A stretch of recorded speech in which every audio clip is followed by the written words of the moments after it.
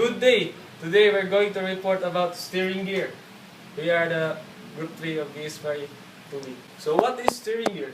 Steering gear is the equipment provided to the ships to turn the ship to the left or port side or to right or starboard side while in motion during sailing.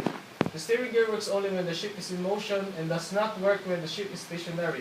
All the ships are to be provided with an efficient main steering gear, an auxiliary steering gear, except for very small ship. The main steering gear should be power operated. So, ang steering gear ay ang function mo ni ang paliko sa wa o sa tuo sa barko. Pero kung ang barko ra gani nag-steady ra siya, di na mo function ang steering gear. I mean, dili siya mapasibog sa wa o sa tuo. Explain the function or purpose of the steering gear. The steering gear provides a movement of the rudder in response to a signal from a bridge. The total system may be considered made up of 3 parts: control equipment, a power unit, and a transmission to the rudder stop.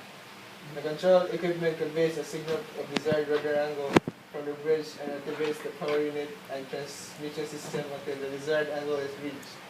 The power unit provides the forces when required and with immediate effect to move the rudder to the said angle. The steering gear will be activated if the bridge will send a signal to the rudder. Example, the rudder, the captain will command to give 30 degrees angle to the starboard. So the control equipment, a power unit, and transmission to the rudder stop, they will be activated until the desired angle will be achieved. Procedures for recovery after blackout. First, the following points should be followed for emergency steering operation. Second, the procedure and diagram for operating emergency steering should be displayed in steering gear room and bridge.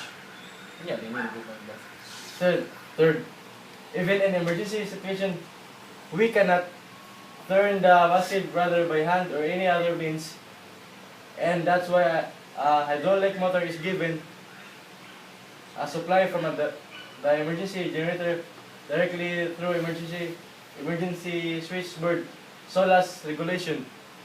It should also be displayed in the steering room. Ensure a clear communication for emergency operation via VHF or ship's telephone system. Normally, a switch is given in the power supply panel of steering gear for tail motor. Switch off the supply from the panel. Change the mode of operation by selecting the switch for the motor which is supplied emergency power.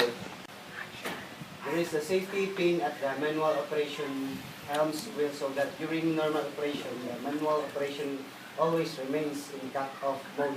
Remove that pin. A helm's wheel is provided which controls the flow of oil to the rams with a rudder angle indicator. Wheel can be turned clockwise or anti-clockwise for going port or starboard or vice versa. There is a power failure to sounds. Power telephone receives order from the bridge for the rudder angle. As soon as you get the order, turn the wheel and check the rudder angle indicator. Now, my assigned task is all about to explain the remote auto operation and electric hydraulic operation at machine side and hand pump at machine side. Now, the auto operation and autopilot. The ship will automatically find its way to a preset course along a preset route. If the ship is forced out of course, the autopilot will use the rudder to get the ship back on course. Now, equipment used on ship is both to maintain a course, a chosen course without constant human action. It is also known by several other terms such as autopilot. The several forms of self-steering gear exist divided into 2 categories, electronic and mechanical. So, if the human will turn the ship into the not desired location, the autopilot will automatically turn the course back to its original position because it is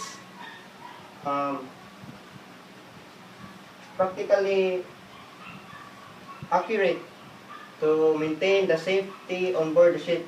So, electronic. Electronic is controlled by electronic operating according to one or more input sensors. Invariably, at least a magnetic compass and sometimes wind direction or GPS. Position versus a chosen waypoint. So the electronics module calculates the required steering movement and other drive mechanism. Usually electrical, though possibly hydraulic in larger systems. Causes the rudder to move accordingly.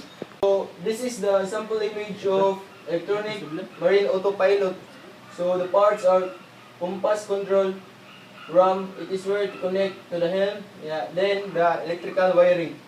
The main goal of the mechanical self-steering gear is to keep a sailboat on a given course toward the apparent wind and to free the helmsman from the steering job. An advantageous side effect is that the sails are kept in optimal angle towards the apparent wind and deliver optimal propulsion forced by that. Example sa mechanical autopilot.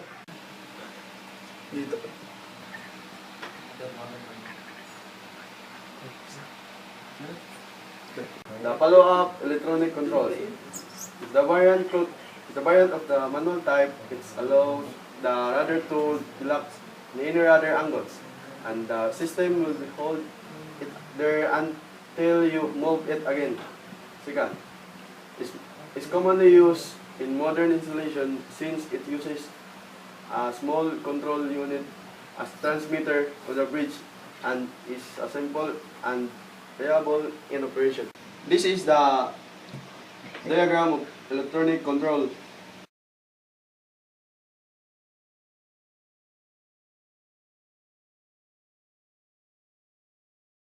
This is the non-follow-up.